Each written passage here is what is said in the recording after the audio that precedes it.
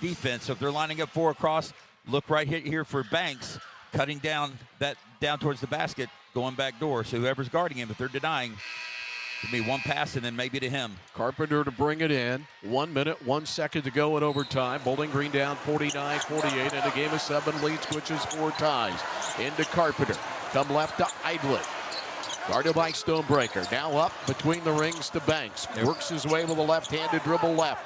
Now changes hands, dribbling the orange leather into the lane. Slips, but he's pushed. And that will be it. 5 fouls on Lane Grant. They wanted a walk.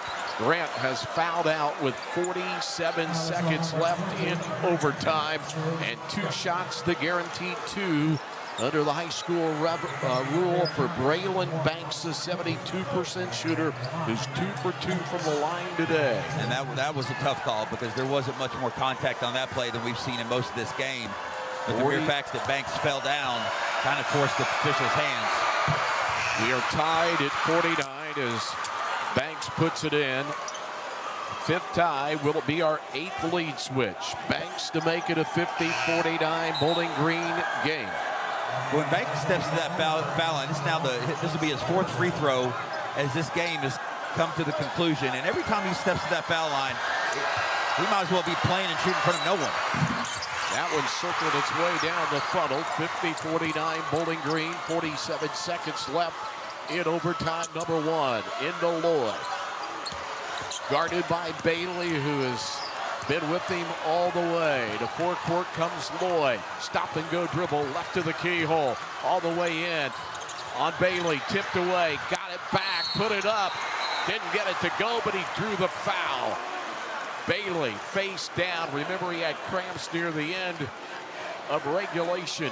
And Deuce Bailey with his 3rd foul. Bailey's done, and you mentioned it, Greg, a fantastic job on Lloyd this whole game. I mean, again, guarding, keeping his body in front of him, angling him away from the basket, and then getting his hands in there in key moments to get the deflections. Here's Lloyd. Hit it. He had only been 2 for 5 from the foul line, but he got that one, and we are tied at 50 with 32 seconds to go. Lloyd to put him back on top. Wardlow out. Back in defense offense is Luke Idlet. Lloyd for a 1-point Adair County lead. Late in overtime 1. The Indians lead the Purples by 1. All net on both of those shots from Lloyd. High dribble left to Banks. Banks guarded by Lloyd. 24 seconds to go. Who gets to the quarterfinals? 20 to go. Here comes Banks. Picks up the dribble. Takes it in on Cochran. Goes left to Bailey. 12 to go. Down 1. Bailey crossover. Loses defenders. Banks scores. 7.5 to go. Ball gets away from Cochran on the inbounds. Got it up to Gilbert. 2 seconds. Puts a shot up for the win. No good. Bowling Green advances. 52-51 in overtime on the layup by Deuce. Not a bad way to start off this Sweet 16. That was a game and a half. Adair County fought the entire game. Started off down 6 with 2 quick threes by Bowling Green. They came back, took the lead a couple of times. Both teams went on runs, but Bowling Green in overtime gets the best of Adair County. Deuce Bailey is a 2-time quarterback state champion for the Purples in 5A football. Channeling a little gridiron magic on the hardwood today with the layup coming with 9 seconds to go. And then with the clock not stopping in high school, the ball kind of got away from Cochran. He had to collect it.